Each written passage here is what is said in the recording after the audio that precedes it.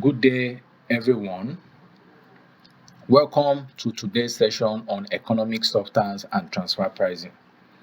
This topic is critical for ensuring that multinational enterprises comply with global tax regulations, especially in a world that increasingly focuses on transfer pricing and transparency and substance over form.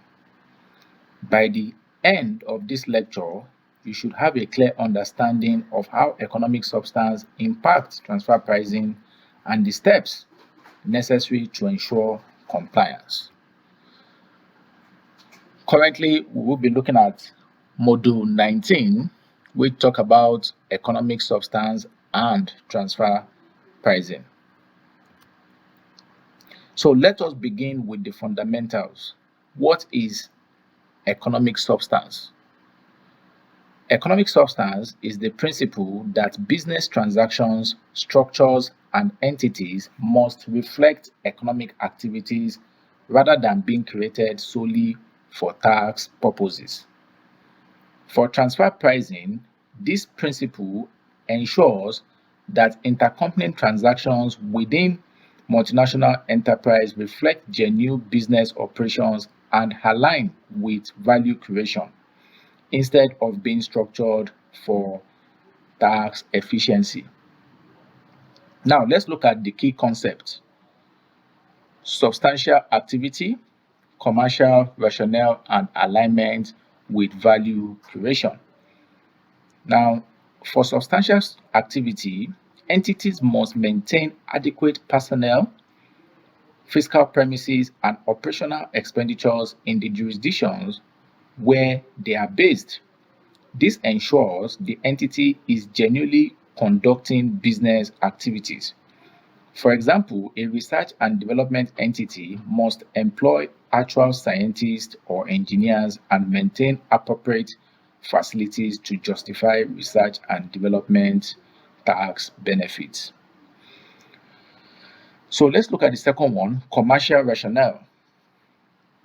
Transaction should have a legitimate business purpose beyond tax advantages. The entity must engage in significant business functions, use valuable assets, and assume substantial risk. This justifies the income and ensure the business is structured with integrity. Now, let's look at alignment with value creation. Profits should be allocated to jurisdictions where the real economic activities occur. A functional analysis assesses the actual contributions of each entity within the value chain. This is critical in ensuring profits align with value creation. So we move to the next thing. Now let's look at compliance and documentation for economic substance. Compliance with economic substance requirement is not just about meeting regulatory standards, but also about avoiding penalties and disputes with tax authorities. So let us discuss how to achieve compliance and the key steps involved. So let's look at the key steps involved in compliance. Conduct a substance analysis. Analyze each entity's functions, assets, and risk to determine whether it has sufficient economic substance. Align transfer pricing policies. Make sure that transfer pricing policies align with the actual economic activities of each entity. Use methods like the comparable uncontrolled price method or the profit shift method to ensure that the pricing of intercompany transaction reflects the true nature of the business. So you must ensure that these things are, so these are basically the steps for compliance, for ensuring transfer pricing compliance.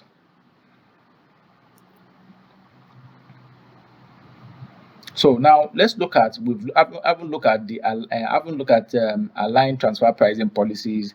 So let us look at maintain comprehensive documentation.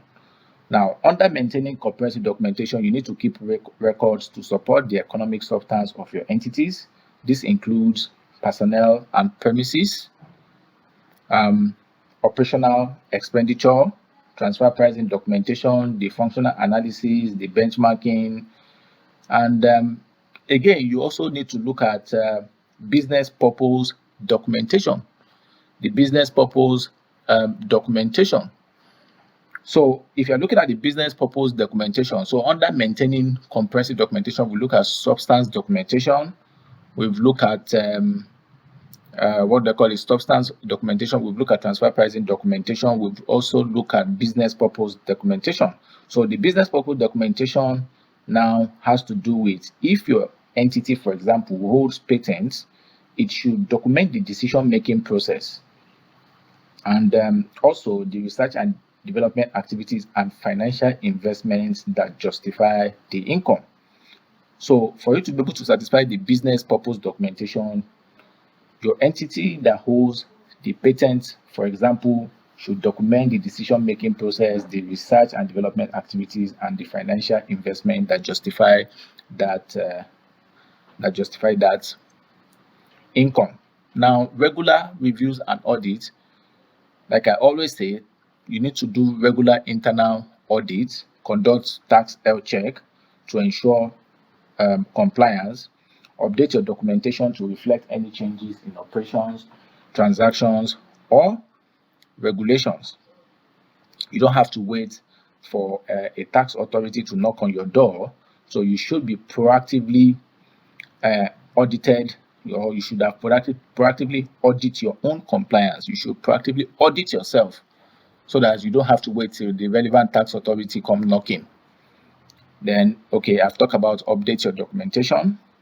Now, let's look at the best practices. So, integrated approach ensure that transfer pricing and economic substance analysis are integrated and aligned. Then, proactive communication, engage with tax authorities to discuss compliance and clarify requirements. Training and awareness should also be taken into consideration so that you can train personnel on economic substance requirements and the importance of maintaining adequate documentation. So now let's look at, for example, case study 1. We're going to be using this as an example to illustrate align transfer pricing with economic substance. So under this scenario, we have ABC Manufacturing Limited, a multinational corporation that has a subsidiary in a low tax jurisdiction holding valuable patents. However, the subsidiary has limited personnel and operations. So the challenge is that does the subsidiary meet the economic substance requirements with its limited resources? And again, how can we even ensure transfer pricing reflects the subsidiary's real contribution? So these are the things that you should be asking yourself. From the challenges, you're looking at it that, okay, economic substance, does it meet the economic substance? Transfer pricing compliance, is it going to, how can we be sure that transfer pricing reflects the subsidiary real contribution? So the solution here is substance enhancement. Substance enhancement, where ABC Manufacturing increase personnel, set up dedicated office space, and boost local operational expenditure to strengthen its economic substance. Now, economic substance requirement often means that you need more than just a legal presence. You need people, premises, and real business activities. So it's not just about, oh, I have a company. You must meet the requirements, it's more than just legal substance. There should be people, there should be premises, and there should be real business activity, just like we have explained earlier. The second one is functional analysis, a detailed functional analysis that will reveal the subsidiary key role in patent management. Then thirdly, the transfer pricing policy alignment. ABC revised its transfer pricing policy, applying the profit split method to allocate profits based on the subsidiary enhanced economic substance. Now, the outcome here will be that ABC manufacturing successfully align its operation with economic substance requirement and reduce the risk of disputes with tax authorities. So documenting economic substance for a service entity is what we will be looking at next now. So let's look at case study 2, where we have DEF Services Limited, a service entity in a high tax jurisdiction, provides administrative and IT support. And IT support to related entities. Now, the challenge is that the authority would like to scrutinize whether DEF Services Limited has sufficient economic substance to justify its income. Now, one of the solutions here is substance analysis, that's substance documentation. So DEF documented its personnel, premises, and expenditure. It also identified the functions performed, assets employed, and risks assumed by DEF services in providing IT support.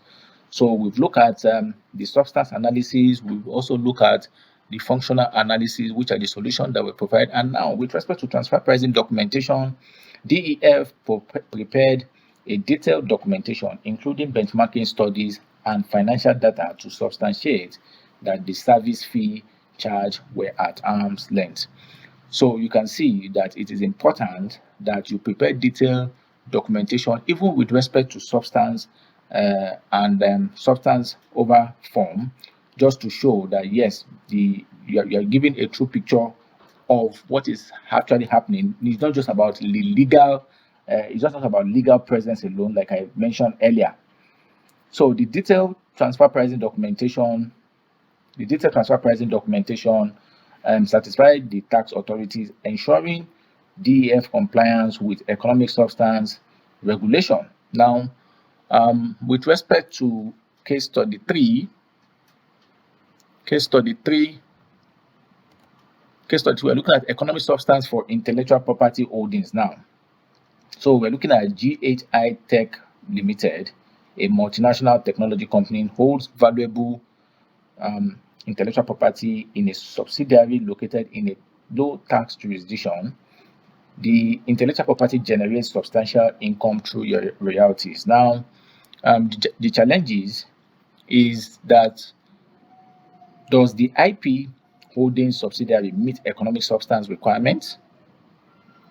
Are the royalty rates and transfer pricing policies aligned with the economic substance of the intellectual property holding subsidiary? So these are the things that could trigger audit that you also need to ask yourself proactively. Like, does the IP holding subsidiary meet economic substance requirements? That is the company holding the intellectual property. Then secondly, had the royalty rates and transfer pricing policy, are they aligned with economic substance of the IP holding subsidiary?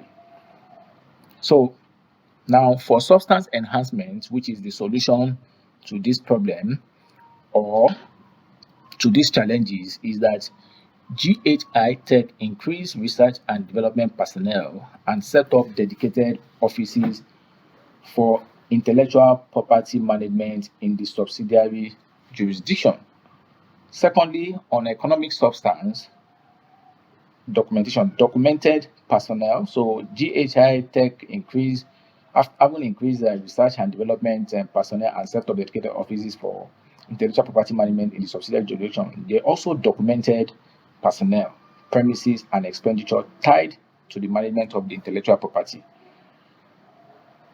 On transfer pricing policy adjustment, it adjusted royalty rates and applied the comparable uncontrolled price method for benchmarking, ensuring that the royalties reflected market value.